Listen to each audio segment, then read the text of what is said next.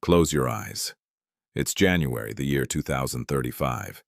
You wake up in Berlin. You grab your phone and open your banking app. Your electric car payment has doubled overnight. Now your car costs more than your rent. Impossible? That's what investors said back in 2021, when lithium sold for $15,000 a ton. 18 months later, the price hit $75,000.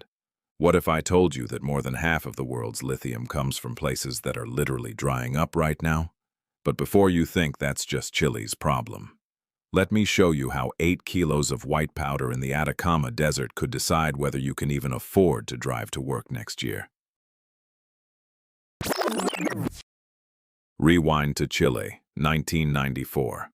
An engineer named Roberto Silva stands before a government panel, holding blueprints for the ENAMI lithium pipeline. He warns them, if we underfund this, we'll lose a decade. They ignore him. The project stalls. And Chile loses 10 years of output, while Australia quietly becomes the world's new lithium giant. Here's the twist almost no one remembers. Silva wasn't wrong about time. He was wrong about consequence. When Chile finally caught up in 2004, global demand had exploded far beyond expectation. Investors who had quietly backed Chilean brine operations made fortunes, while Western automakers fought over contracts at inflated prices. Silva's real mistake wasn't technical. It was believing governments move faster than markets. Do you see the pattern now?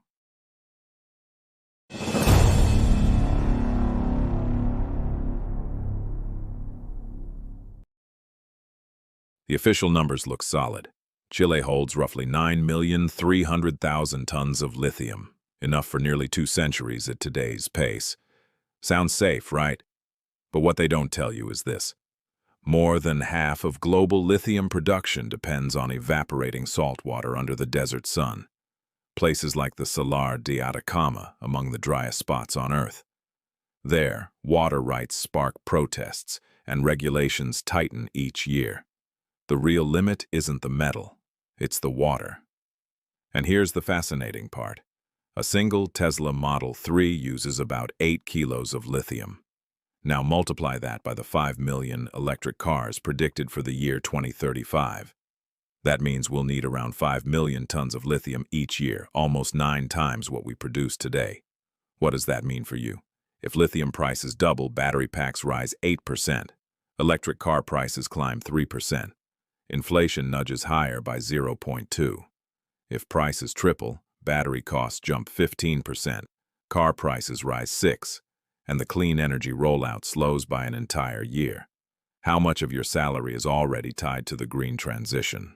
And that leads us to the mystery nobody sees coming. What happens when the first domino falls in a system this fragile?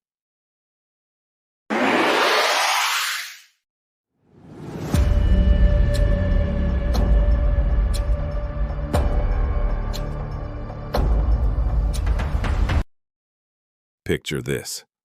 February 2026. A small indigenous community in Argentina's Salar del Hombre Muerto files a lawsuit blocking water access for lithium extraction. Local, minor, barely a headline. Within 3 months, Argentina's production drops from 18,000 tons to 12,000. Spot prices jump 20%. CATL, the Chinese battery giant, activates long-term contracts signed years earlier. Western automakers without those deals?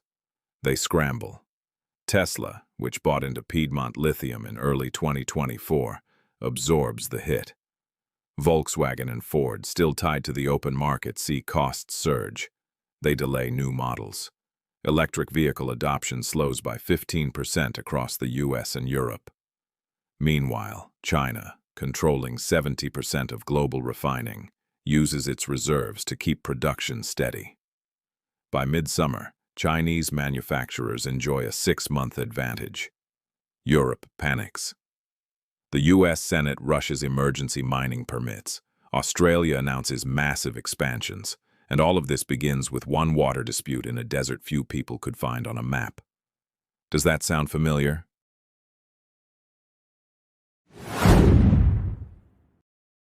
Let's look at the players. Who's losing, who's winning, and who's gambling everything? First, the unexpected loser, Chile's own giant, SQM. They earned a fortune during the great spike of 2021 and 2022, when prices reached $75,000 a ton. But then came restrictions, protests, and a 40% stock collapse. Chile holds almost a third of all reserves on Earth, yet can't extract them fast enough without igniting social conflict. Next, the silent winner, China's CATL. They didn't just make batteries, they built the whole ladder. Since 2023, CATL has secured long-term supply deals across Chile, Argentina, and Australia. When prices soared 400%, their competitors bled. CATL stayed stable. Today, they hold pricing power that rivals OPEC's control over oil. And then comes the double-or-nothing player, Bolivia, sitting on 21 million tons of reserves. If they build the refineries and roads, they become the Saudi Arabia of lithium. If they don't, those riches stay trapped underground while the world moves on to sodium-ion batteries and direct extraction tech. Would you bet on them? So here's the uncomfortable question. Which of these three groups are you in, without realizing it? But there's a fourth type of player no one talks about. The ones who never appear in statistics. The quiet ones. You're probably one of them. Because lithium isn't just a metal, it's a lever. Chile, Argentina, and Bolivia hold 60% of the world's reserves. China controls 70% of the refining. The West is scrambling, but it's almost a decade late. And resource nationalism is rising fast. Echoes of the old oil age. So the real question is this: do you wait for the wave, or learn to surf it? Tonight, ask yourself, if lithium miner stocks outperformed the market by more than 120% during the last boom, where will the next one rise? In recycling firms, in direct extraction startups, or in the quiet innovators working on sodium-ion cells? Because the winners won't be those who dig the most lithium. They'll be the ones who control the flow, the refining, and the alternatives. And if that hit you hard, wait until the next chapter. What if helium disappears? Where a simple party balloon reveals how fragile modern medicine and technology really are.